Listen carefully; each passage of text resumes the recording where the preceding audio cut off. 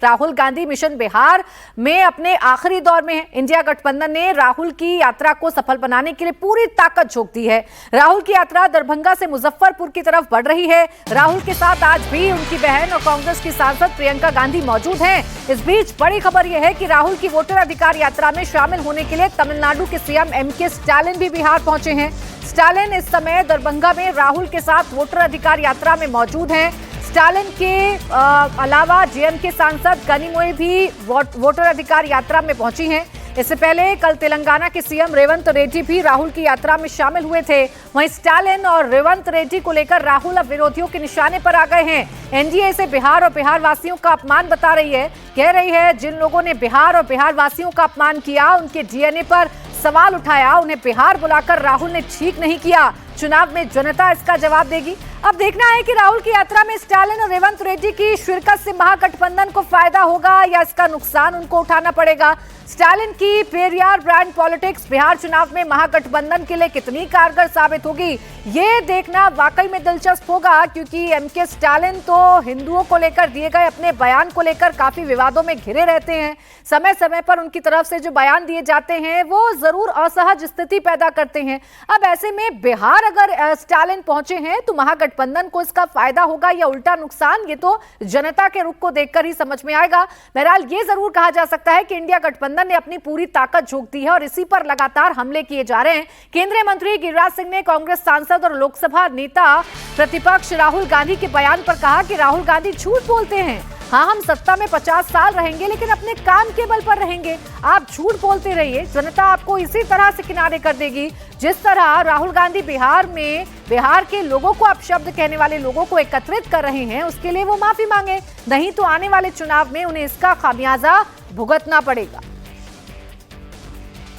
जिस ढंग से बिहार में बिहार को गाली देने वालों को, हिंदुओं को गाली देने वालों को, स्टालिन को और तेलंगाना के मुख्यमंत्री को जमा कर रहे हैं, या तो आप माफी मांगिए, नहीं तो इसका खामियाजा आने वाले चुनाव में भुगतना पड़ेगा।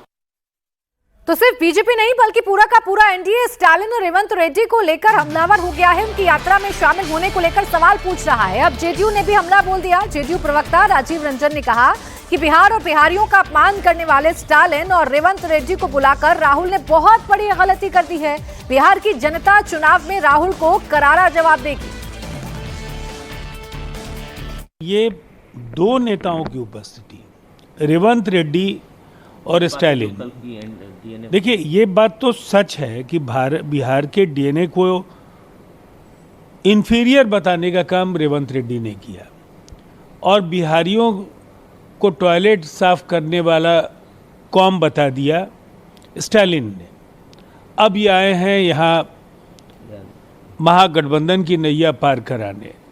बिहार की जनता करारा जवाब देने जा रही है और ऐसे दो नेताओं की उपस्थिति के बाद जो बची खुची संभावनाएं हैं वो भी खत्म हो गई।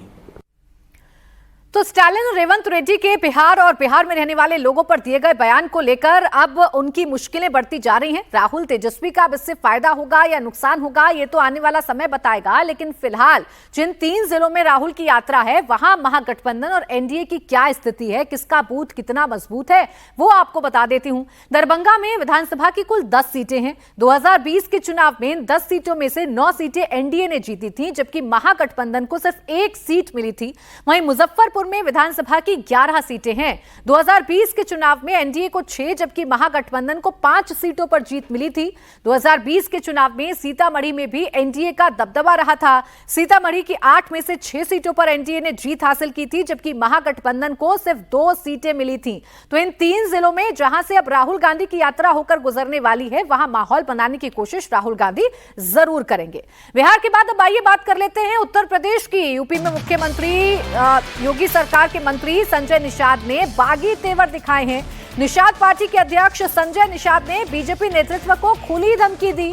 संजय निषाद ने कहा कि अगर बीजेपी को लगता है कि उसे उनके साथ गठबंधन करने से फायदा नहीं है तो वो गठबंधन तोड़ दे, उन्हें छुटभैया नेताओं से धमकी ना दिलाए।